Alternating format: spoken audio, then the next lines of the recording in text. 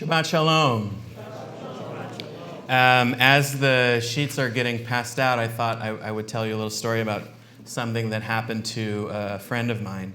He had a really exciting job interview that he really, really wanted this job, but he woke up in the morning and it turns out that he had slept through his alarm. So he scrambled out of bed, wolfed on breakfast, got in his car, and drove to the office where he hoped to have his office and where the interview was going to be held.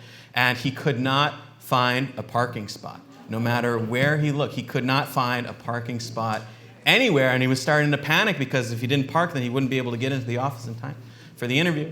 And so he looked up in his car and said, God, if you help me find a parking spot, I promise I will go to shul every Shabbat for the rest of my life. That is my promise. Just please help me find a parking spot. And lo and behold, a minute later, he sees out of his corner of his eye a parking spot miraculously opens up. And he says, never mind, God, I found one.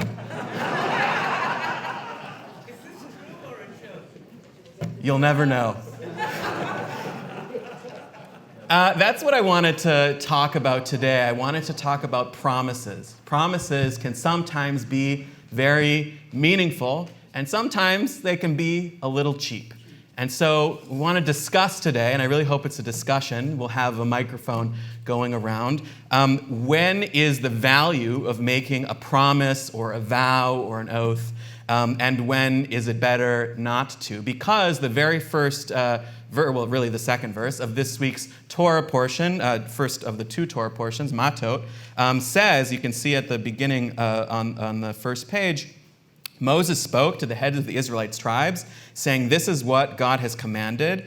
If a householder makes a vow to God or takes an oath imposing an obligation on himself, he shall not break his pledge. He must carry out all that has crossed his lips. And by the way, if you're watching this on live stream, you can get the sheet at pasyn.org/sermon teaching. So this verse, these two verses talk about if you make a vow, if you make an oath, if you make a promise, you have to carry out what you say. So to start out, I just want to ask, when do people make promises? Why do people make promises in the first place? Let's think of a couple of examples of when someone might make a promise. Vera, please. When my father was on his deathbed, he was in the hospice, so this was his last week, and he looked at me and he said, take care of your mother. And I said, Dad, I promise I will. And I did. Wow. My mother never appreciated it, but I did what I promised. Yeah. I kept my promise. Yeah. And my integrity, that was more important to me. Amazing, amazing. Because when you're making a promise in that moment that has, at one of his final moments, that has such power in terms of your relationship with him. Amazing. When else do people, generally speaking, make promises? Stephen, yeah. Please use the mic. I make promises when I say I'm going to visit you. I will be there. Okay, that's amazing. Bikur Cholim. Anyone else have a promise? Yes, I see in the middle.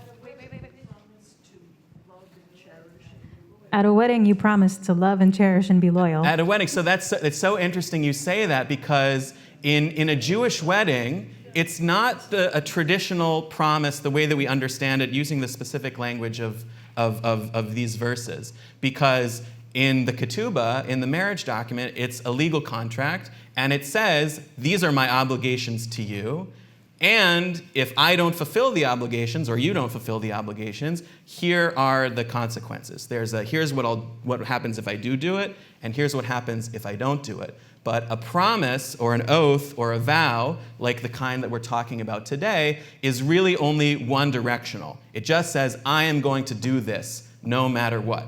A contract needs to have some sort of what happens if you don't do it clause, but a promise is only one way. This is what's going to happen no matter what. And sometimes it's very clear that people do fall through, but raise your hand if you've ever made a promise that ended up that you weren't able to follow through on it.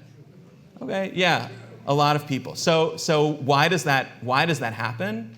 It happens because life gets in the way. It happens because you had to compete between competing obligations. Sometimes it happened because you forgot. Sometimes it happens because you didn't even remember that you made that promise in the first place.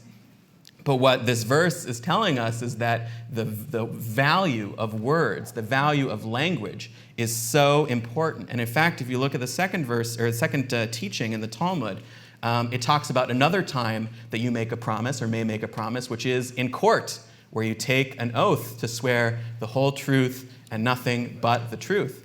In the ancient Jewish judicial system, they too would take an oath of that kind, and they would say to the witnesses, as it says in the Talmud, know that the entire world trembled when the Blessed Holy One said at Sinai, you shall not take the name of the Lord your God in vain. And why? If you say, well, it's one of the 10 Commandments, the other 10 Commandments were in the 10 Commandments, and that didn't lead to this trembling.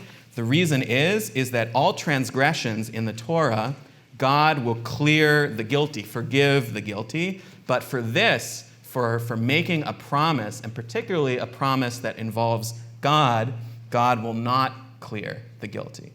And then they explain, if you repent on Yom Kippur, then repentance, then forgiveness is available to you. But if not, then not. Which sort of raises the question. We've talked about promises that you make to another person, and therefore your obligation is to them. But what this is saying is that your obligation to fulfill the promise is not just to another person, it's also to God. And so therefore, the forgiveness that you need to seek for breaking the promise is not just between the person whose promise you broke, but also to God. So why is God in the picture? If I make a promise to go visit someone in the hospital and for whatever reason I can't do it, obviously I need to apologize to that person, but why are our sages teaching us that we also need to make amends with God? Why do you think? Yes, in the back. Wait for the mic to come to you, please. It's okay. Okay. Thank you. I was going to say the only promise that we hadn't covered was promises to ourselves. Such as discipline or self-improvement, or even here. The why it has to do with God might have to do with the fact that when you don't keep promises, even starting with yourself, you destabilize your belief in yourself, and you destabilize the total system. The trust is taken out. Yeah, sort of like in a New Year's resolution that you don't follow through after a couple weeks, when you realize that you missed it. I'll use I language. I feel so, disappointed in myself, and that's a relatively low stakes thing. If the promise had higher stakes, I think that's good language, that's destabilizing yourself or causing harm to yourself. And our tradition teaches us that when you do harm to yourself, the person that you need to make amends to is God, who creates us and sustains us throughout our lives. Anyone else have any ideas of why God is the one that we need to talk to, or one of the people that we need to talk to if we break a promise? Yeah, Vera? I think it's part of the relationship that a person has with God. Mm-hmm. So if God is in one's life, God is very much in my life. If I make a promise to God, I don't know what I've done recently, but a promise to God is a reflection of a very profound commitment to God and the relationship with God. Yeah, I think if you use the language like I am making a commitment to you to do X, Y, Z, regardless if it's lowercase y-u or uppercase y-u, it reflects a level of commitment and closeness in the relationship, and therefore that breach becomes that much more significant. And so the risk of consequences from God that you might not be forgiven if you're not repenting for having broken the promise is so clear that there's many, many places in our tradition, including in Ecclesiastes, part of our Tanakh, part of our Bible, that says it's better not to make any vows at all. It's better not to make any promises at all, rather than making the promise and then not following through, which the Talmud also says.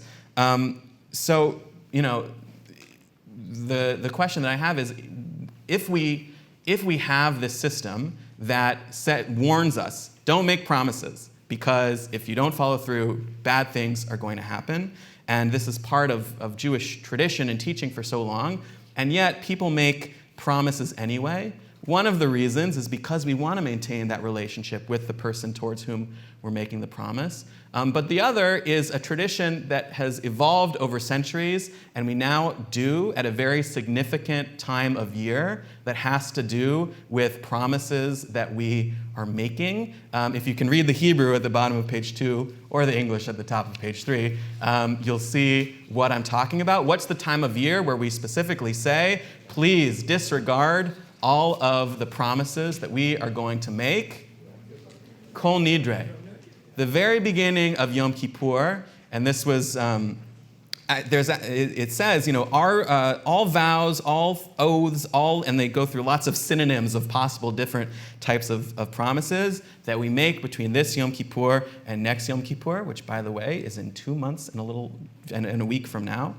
All of them, we regret having made them, and may they be eradicated and nullified and not exist any longer. Our vows are no longer vows. Our promises are no longer promises. So when you are in Yom Kippur, Kol Nidre, the very beginning of this very solemn day, and the first thing you are saying is, please disregard any promises that I have made. So I just want to ask about when you're in Kol Nidre, when you think about these words, and you think about promises and about the language that you use, what goes through your mind? What goes through your mind with this majestic music and singing? What emotions does Kol Nidre bring up, or what emotions do you think Kol Nidre is supposed to bring up, combining the language, the music, and the time of year? Why do we have this at the beginning of Yom Kippur? Yeah, Stephen. About our parents that have passed away. Okay, part of Yom Kippur is about remembrance. We have a Yizkor service, but we start with Kol Nidre. We start with saying, please excuse my language, in this very ornate formula. Why is this the way that we kick off Yom Kippur?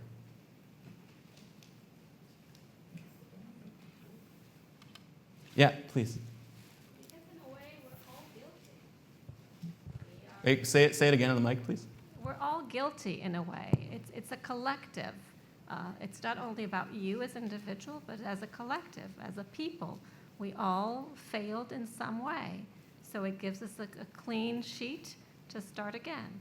Right, exactly. If you look at the language of Kol Nidre, thank you, it's in the plural, right? And it's so too when we do Ashamnu and beating our chest, that's also in the plural. It's talking about everything that we've done as a community. But I think you're also right that breaking promises is something that everybody has done throughout the year at some point or another. And because our words are so powerful, it means that starting out Yom Kippur with thinking about, or optimally thinking about, the words that we should have used instead, or the actions that we should have done to correspond with those words, is a really important and really impactful way to frame the lessons of the day. But if there are all of these consequences, don't make vows, it'll be a big problem if you do, then, and why, what value could there be in doing them? What circumstances should we make promises knowing that the failure to follow through on those promises is very consequential? When should promises actually happen? We have two examples here in the Kitzur Shulchan Aruch, which is a later collection of laws or summary of laws. One is when you're doing, you should not be in the habit of making vows, but vows of consecration. In other words, vows that have to do with something holy, with making something holy or being connected with something holy. That would be one way to do it.